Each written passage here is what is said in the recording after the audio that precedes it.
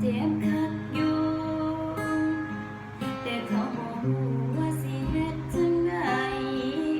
ก็เจ้าของทักเพิ่นจนเปิดหัวใจต้องเฮ็ดได้แค่เอาใจซอยเรื่องเขานั้นเขาสิเก็บให้ลึกสุดใจสิจื้อสิจำเบิดสู่ยังเอาไว้บ่ให้ลบให้เลือนจากใจให้เจ้าของโชคดี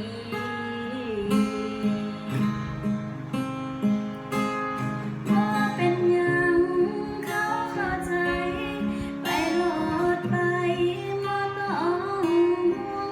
อย่างไรก็เป็นบาปพวงคงบ่ฮอดตายดอกอีบ่เป็นหยัง